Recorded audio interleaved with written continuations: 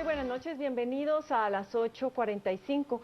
En este primer segmento conversaremos con dos magistrados del Tribunal Supremo Electoral, quienes presentaron esta mañana en conferencia de prensa su posicionamiento sobre esta propuesta del presidente Jimmy Morales en cuanto a llamar a un gran diálogo nacional para discutir las reformas a la ley electoral y de partidos políticos como paso previo a que él pueda vetarla o más bien sancionarla. Así que quiero dar la bienvenida a la licenciada Eugenia Mijangos, magistrada, y también al licenciado Aquiles Linares, a ambos bienvenidos. Y Paola plantea la primera pregunta. Buenas noches, señores magistrados, ¿cómo reciben ustedes esa declaración que ha dado el presidente con respecto de las reformas a la ley electoral, cuando dice que no le parecen algunas cuestiones, como la cantidad de diputados y que se puedan reelegir y que mejor podría plantearse una propuesta desde el Ejecutivo?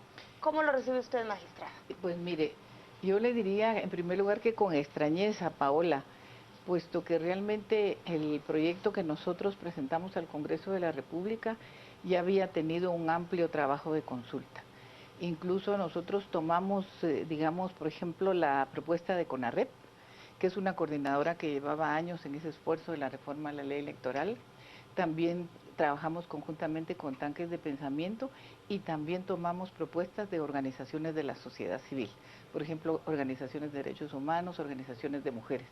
Realmente creemos que compartimos con él, digamos, algún criterio de que no está todo lo que debería estar.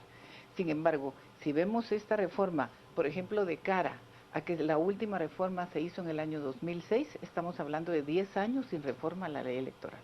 Entonces, creemos que tiene temas sustantivos, tal vez más adelante hablamos de esto, pero sobre todo es muy importante destacar que tiene un artículo al final que obliga que después de cada proceso electoral se nombra una comisión multisectorial. Esta comisión llama a sociedad civil, llama a Tanques de Pensamiento, se hace una evaluación del proceso y se hace una nueva propuesta de reforma. Entonces yo creo que con eso ya vamos a eliminar, digamos, este estancamiento. Y nosotros en general, tal y como lo hicimos ver en la conferencia de prensa de hoy en la mañana, valoramos que sí es una reforma que tiene avances sustantivos para la democracia. Licenciado Linares, usted comentaba esta mañana que era exagerado convocar a un diálogo nacional. ¿Por qué lo considera exagerado? No recuerdo si utilicé la palabra exagerado, pero en todo caso sí expreso mi asombro de que se tome ese tipo de vía para expresar una opinión por parte del Ejecutivo. Incluso, discúlpeme que me salga un poquito del tema que usted menciona, pero el que usted mencionó, por ejemplo, cuando se dice que no se aprobó la temática esta sobre la reelección de los diputados. La verdad es que el Congreso de la República no podía ir contra una norma constitucional. La norma constitucional es muy clara en ese sentido cuando se permite la reelección de los diputados. Entonces el Congreso no podía hacer otra cosa que la que hizo, pues. Llama poderosamente la atención esto que les digo, porque proviniendo de el señor presidente y de sus asesores, por supuesto, es de extrañar esa posición. Ahora, en cuanto a lo que usted señala, mire, yo sostengo la opinión de que aquí hay una mala asesoría y que probablemente los asesores no le dieron lectura a lo que se aprobó en el Congreso. Lo que señala la licenciada Mijangos, la magistrada Mijangos, es absolutamente verídico. Contiene la reforma una serie de avances muy positivos. Por supuesto que no es llegar a Jungwa, ¿no? Por supuesto que hay una serie de temas que no fueron aprobados. Pero eso no quiere decir que sea un desastre las normas aprobadas. ¿Qué aspectos en particular resaltarían de estas reformas? Porque sabemos que si no se aprueba o si no se sanciona esta ley por parte del presidente, y suponiendo que el Congreso de la República la vetara también, aceptara ese veto, ¿qué reformas se pierden? Mire, considerando las experiencias de las elecciones pasadas, en donde se presentó, igual que cada vez que hay elecciones, una serie de problemas que la población estuvo requiriendo fueran solucionados, y de no aprobarse las reformas en esta ocasión podrían volverse a presentar en el próximo proceso electoral. Bueno, mire, a mí me gustaría destacar en primer lugar 3 aspectos. Hay avances sustantivos respecto al régimen de fiscalización de, digamos, de las finanzas partidarias. Creo que en ese sentido es rotundo el avance. Por ejemplo, el auditor electoral en este momento con esta ley, que ojalá pueda sancionarse, puede pedir información, digamos, a la Contraloría General de Cuentas, a la CIV, a la SAT, a la CIT, y ellos tienen obligatoriedad de darle toda la información. Además, el régimen de medios de comunicación va a propiciar una contienda electoral mucho más equitativa. Creo que eso también es un avance. Y el régimen de sanciones, si ustedes se recordarán, todos los tribunales anteriores siempre había la problemática de la campaña electoral anticipada y siempre estaban con el problema, la sanción llega hasta $125. Ustedes recordarán que empezaron a sancionar por valla. Nosotros pues con la interpretación histórico-evolutiva que hicimos pues dimos unas sanciones que nadie hubiera esperado, pero ahora estaríamos ya en ley, puesto que queda en la ley hasta $250,000 de sanciones, la más alta, y 500 la más baja. Otros avances, por ejemplo el voto en el extranjero, que es una petición desde hace mucho tiempo, darle validez al voto nulo. Es cierto que no quedó, digamos, cambiando candidatos para la otra elección, pero por lo menos sí va a ser vinculante, lo cual es importante. Hay normas que democratizan el órgano electoral, la presidencia rotativa, por ejemplo. Hay posibilidad para el órgano electoral, algo creo muy necesario, de poder establecer un poco de cambio en las fechas, que esto no estaba contemplado y considero que es sustantivo también, porque lo pudimos ver el año pasado con todos los acontecimientos, si ustedes se recuerdan, había muchas voces que decían hay que atrasar un poco las elecciones o que no se lleven a cabo, y nosotros atados completamente de manos, ¿verdad? La comisión de actualización que ya se los dije, y digamos, es cierto que quedaron fuera aspectos como el voto uninominal. A mí particularmente, pues ustedes saben, me dolió mucho que quedara fuera la paridad para mujeres y pueblos indígenas, pero sin embargo tenemos la luz de que podemos nuevamente presentar otras normas. Creo que es una reforma sana para la democracia. Creo que no fue fácil para los partidos políticos realmente. Si ustedes se ponen a leer la reforma, como dice el magistrado Aquiles, pero con toda atención y así detalladamente, tiene avances muy importantes. Ellos hicieron de veras un esfuerzo. Hay aspectos que no. Por ejemplo, la democratización interna. Ahí es donde realmente quedó como un tema pendiente. Sí, ese tema fue muy poco lo que se dio. Pero es que también no podemos ver estos procesos como partir de cero y ahora todo se va a lograr. Yo creo que todo es evolutivo. ¿Y hay posibilidad que con ese diálogo que está convocando el presidente de la República se subsanen esas cuestiones que no lograron consensuarse o aprobarse en el Pleno del Congreso? ¿O cómo ven ustedes que se inicie una nueva etapa para proponer reformas? Bueno, la magistrada ya lo señaló. Hay una norma que se aprobó en el sentido de que se inicia un proceso de modernización después del proceso electoral.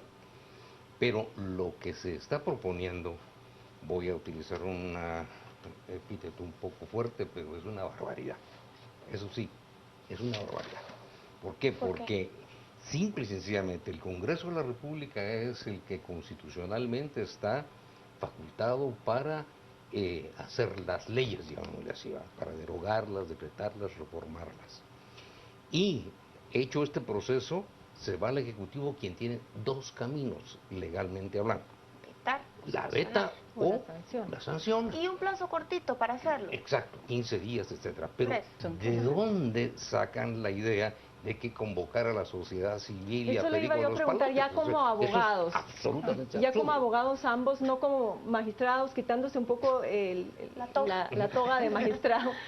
¿Recuerdan ustedes alguna otra ocasión en que otro presidente haya hecho un proceso de esta naturaleza para otra ley? No lo recordamos. ¿Y cuál es el origen que encuentran ustedes? Usted sí está mal asesorado al presidente, pero... Yo sé. Es que está en contra el Congreso, el TSE, la sociedad, la Corte de Constitucionalidad que dio el informe. Va solo el Ejecutivo. ¿Qué puede estar pasando allí que intentan iniciar todo este proceso? Mire, yo sinceramente no me atrevería pues a especular cuáles fueron las causas. quizás solamente podríamos hablar de tal vez la inexperiencia, ¿verdad? Pero confiamos en que... Aunque hay un tema aunque sensible, yo siento licenciada, que que es el financiamiento de los partidos, por ejemplo. Este tema en particular es estratégico porque impediría el flujo de dinero, esa compra de candidatos, compra de partidos políticos y el control que se tiene sobre estos en un proceso electoral y posterior a él, una vez estas personas llegan al poder. Ese es un tema que podría estar causando alguna especie de ruidos alrededor del presidente para que él tome esta decisión. Pues mire, realmente no sabría decirle porque yo pues no estoy al tanto, digamos, de quiénes son los asesores como más cercanos ni nada de esto. Sin embargo, digamos, en el tema este que menciona usted, el financiamiento, también está el tema, digamos, de la equidad en cuanto a que va a ser el TSE el que va a manejar las pautas en los medios de comunicación y les va a dar certificados. Eso yo creo que es un avance importantísimo, puesto que si usted se da cuenta, nosotros tenemos un débil sistema de partidos políticos en el cual digamos, se dice no tenemos partidos políticos, verdaderas organizaciones con una vida partidaria fuerte, o que estén todo el tiempo en el diálogo nacional. Realmente tenemos una especie como de máquinas electoreras que se activan cuando vienen las elecciones y después entran en estado de hibernación. Con esto realmente ya no va a ser, digamos, el dinero el que maneje las campañas, sino va a haber una equidad. Los partidos pequeños o los grandes van a tener los mismos tiempos en los medios de comunicación. Es un aspecto fuerte. También contiene la reforma algunas cuestiones muy especiales de todo lo que nos tocó vivir a nosotros cuando recién llegamos al Tribunal Supremo Electoral y estaba la campaña electoral en su apogeo y siempre con nuevas modalidades. Por ejemplo, una persona que empieza, digamos, a promocionarse sin tener ningún partido ni decir claramente por qué. Todo eso está contemplado ahora. Ya está regulado. Está incluso regulado la cancelación de digamos, de personerías jurídicas de asociaciones que estén haciendo campaña Podríamos electoral. pensar entonces, a la luz de todos esos logros que usted menciona, que parte de esta oposición o de digamos, puesta en tela de duda el contenido de la reforma podría ser más bien que se ha avanzado tan sustantivamente que por eso es peligroso aprobarla tan rápido. Bueno, es una hipótesis que habría que ver si se confirma o no. Es decir, que fuera lo contrario, más allá de decir no responde a las demandas ciudadanas, es que tal vez responde demasiado para ciertos intereses. Yo quiero aprovechar esta pregunta suya para decir lo siguiente. El Colegio de Abogados nombró una comisión para ver el tema electoral en el país y dentro de ellos vio las reformas a la ley electoral y de partidos políticos. Y lo primero que se dice ahí es de que las reformas, fíjense lo que voy a decir, continúan manteniendo una interpretación de los intereses ideológicos, jurídicos y políticos doctrinariamente conservadores. Eso es lo que dice la comisión, cosa que yo, por supuesto, coincido totalmente. Bueno, eso podría ser contrario a lo que estamos diciendo, pero no es así. ¿Por qué? Porque efectivamente, como justamente lo señala la magistrada, ha habido avances en estas reformas. Hay avances sustanciales, algo que no se menciona para nada. Por ejemplo, es el sistema de representación por minorías que no se había tocado. Otra cosa que no se menciona para nada es de que se regula el pluralismo político e ideológico para los partidos. Es decir, los partidos tienen ahora obligación de explicitar sus estatutos, su ideología, ya no solamente sus principios. Y no solo su ideología, sino que esta traducirla en su proyecto económico. Claro. Si ustedes hacen una comparación entre los discursos que, el 98% de los partidos hacen en campañas electorales y comparan el contenido de uno y otro, dicen exactamente lo mismo. O dicen, bueno, otras cosas, ¿verdad? Entonces, ahora no. O contradicciones, sí. Ahora no. Debe haber congruencia. Ahora tienen que expresar en sus estatutos cuál es su ideología en torno a la temática económica.